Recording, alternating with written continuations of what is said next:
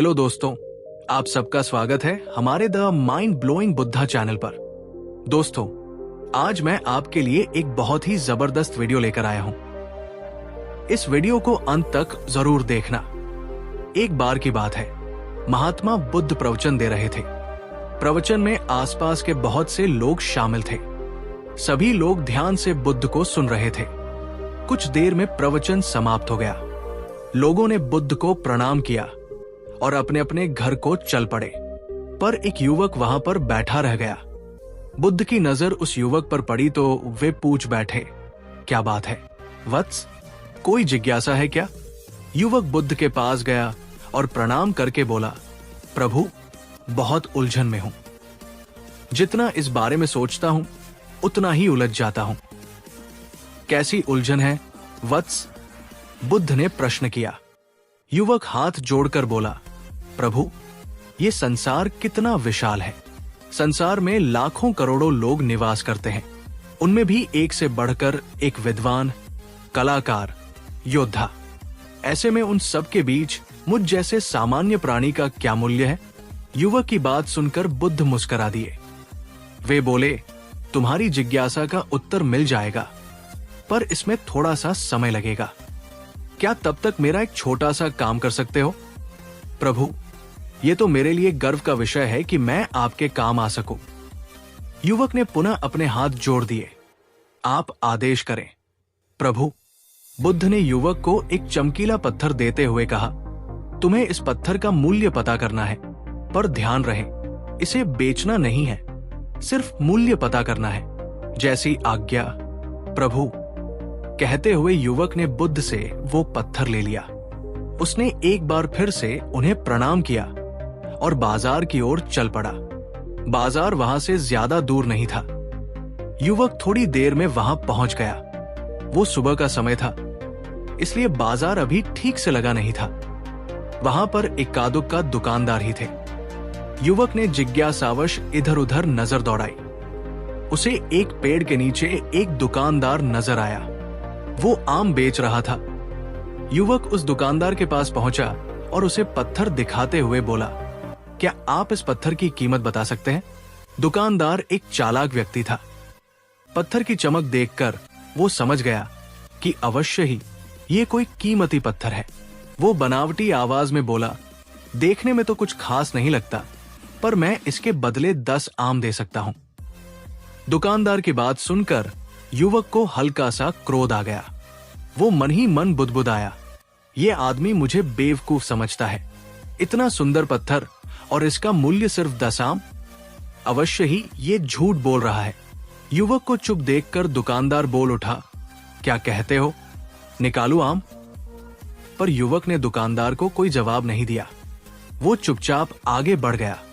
सामने एक सब्जी वाला अपनी दुकान सजा रहा था। युवक उसके पास पहुंचा और उसे पत्थर दिखाते हुए उसका मूल्य पूछा। उस पत्थर को देखकर सब्जी वाले की आंखें खुशी से चमक उठीं। वो मन ही मन सोचने लगा, ये पत्थर तो बहुत कीमती जान पड़ता है। अगर ये मुझे मिल जाए तो मजा ही आ जाए। क्या हुआ भाई, कहां खो गए? युवक ने दुकानदार की तंद्रा तोड़ी। सब्जी वाला चौंकता हुआ बोला, कुछ नहीं, मैं तो बस मन ही मन इसकी कीमत की गणना कर रहा था। वैसे मैं इस पत्थर के बदले एक बोरी आलू दे सकता हूं। सब्जी वाले के चेहरे की कुटिलता देखकर युवक समझ गया कि ये दुकानदार भी मुझे मूर्ख बना रहा है। मुझे किसी और से इसका मूल्य पता करना चाहिए। ये सोचता हुआ युवक आगे बढ़ गया। सब्जी वाले दुकानदार ने युवक को पीछे से आवाज लगाई, क्या हुआ भाई? अगर आपको ये मूल्य कम लग रहा है तो बताए तो सही, मैं इसे बढ़ा दूंगा। पर युवक ने उसकी बात पर ध्यान नहीं दिया।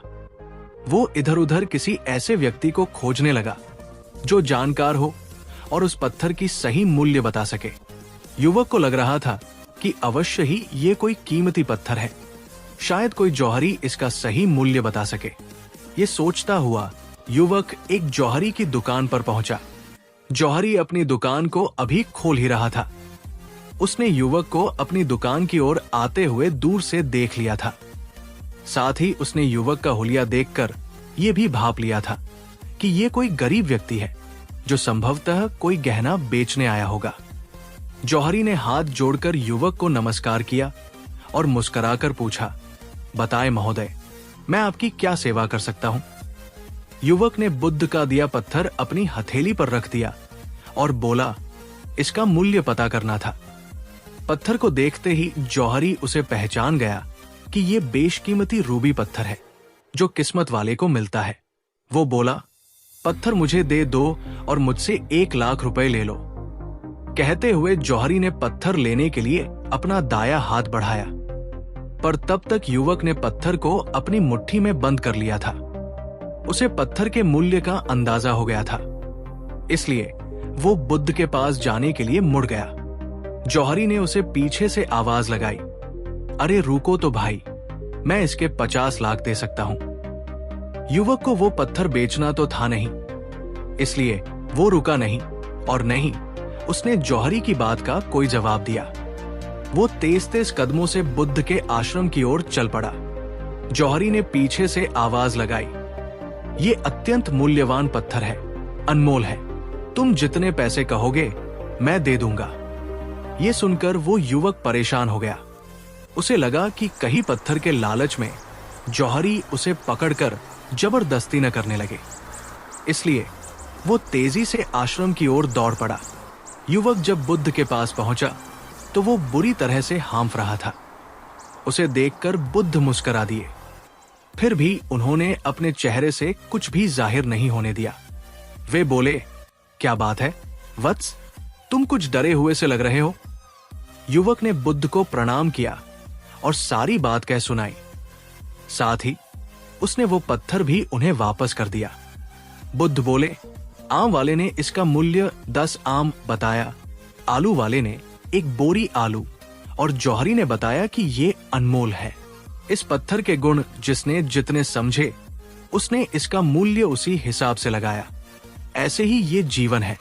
प्रत्येक व्यक्ति खान से निकले हुए एक हीरे के समान है जिसे अभी तराशा नहीं गया है। जैसे जैसे समय की धार व्यक्ति को तराशती जाती है, व्यक्ति की कीमत बढ़ती जाती है।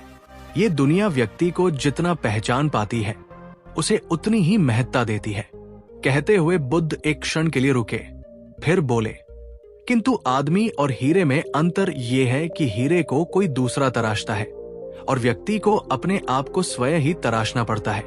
और जिस दिन तुम अपने आप को तराश लोगे, तुम्हें भी तुम्हारा मूल्य बताने वाला कोई न कोई जौहरी मिल ही जाएगा।